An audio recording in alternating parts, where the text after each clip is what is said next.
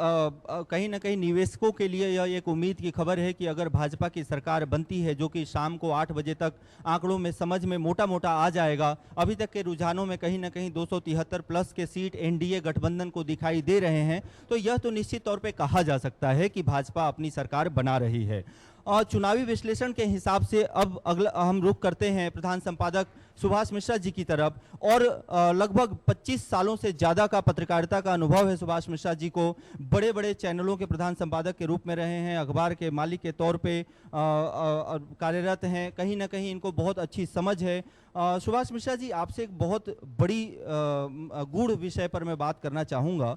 आपसे पूछना चाहूँगा मैं कि आप इस पर जोर डालें, प्रकाश डालें इस विषय पर। भाजपा की सरकार, स्वयं मोदी जी और अमित शाह की जोड़ी ने पश्चिम बंगाल, तमिलनाडु, यहाँ तमिलनाडु ही छोड़ दीजिए, दक्षिण के समस्त राज्यों की बात करें, पश्चिम बंगाल की बात करें, हिंदी भाषी राज्यों की बात करें, इस पे बहुत जोर लगाया। जोड़ तोड़ की राजनीति, अंत में कहीं ना कहीं सीटों के बदलाव की राजनीति, कहीं ना कहीं विपक्षी दलों को तोड़ने की राजनीति, हर तरह की राजनीति की गई। जहां सबसे ज़्यादा मेहनत हुआ वहीं पे सबसे ज़्यादा विफलता है। इस पर क्या जोर डालेंगे? बहुत महत्वपूर्ण और बहुत बड़ा विषय है सुभाष जी, इस पर गहराई से आप अपना स्पष्ट विचार रखें। देखिए, दरअसल मुझे लगता है कि राजनीति में सुचिता एक कोई चीज़ होती है। हम कितनी भी राजनीति करें, पर देश की जनता को ये पसंद नहीं आता कि आप चुनाव जीतें। अब इंदौर की बात अभी आपने की कि नोटा में इतने वोट क्यों पड़े। इंदौर की जनता को ये पसंद नहीं आया कि जिस कैंडिडेट को कांग्रेस ने खड़ा किया उसका फॉर्म बीजेपी के लोगों ने जाके वापस कराया। तो यदि इंदौर में लोग नाराज़गी में भी सबसे ज़्यादा नोटा में वोट डाल रहे हैं, तो ये कहीं समझना पड़ेगा कि ये जो पॉलिटिक्स है, जिसमें कहा जाता है कि जो साम दाम दंड भेद अपनाता वो चाणक्य है, तो चाणक्य की नीति भी ऐसी नहीं है।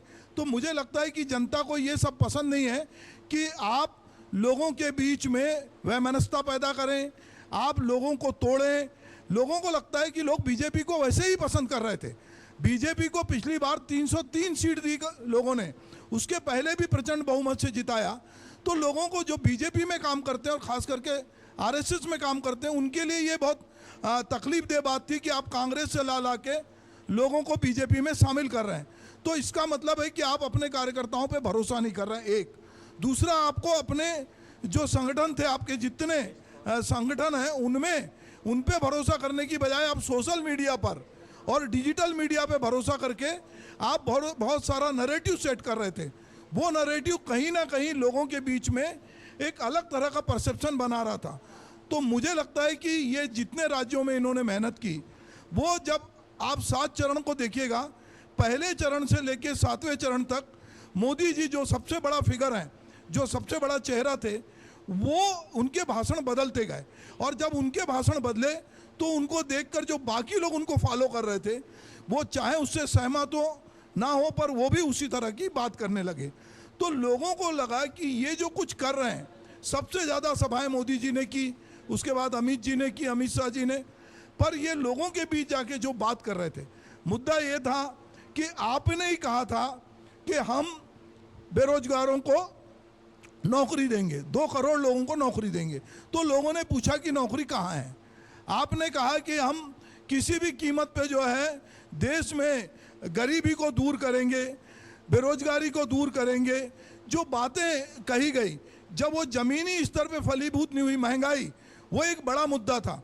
तो अपनी जगह धर्म अपनी जगह है, पर पेट अपनी जगह। अगर लोगों को ठीक से राशन नहीं मिलेगा, सारी चीज़ें महंगी मिलेगी, तो लोगों के मन में आप किसी को कितना ही, महिलाओं को 1-1 हज़ार रुपये भी दे दें, पर उनको मालूम है कि महंगाई से हम जूझ रहे हैं।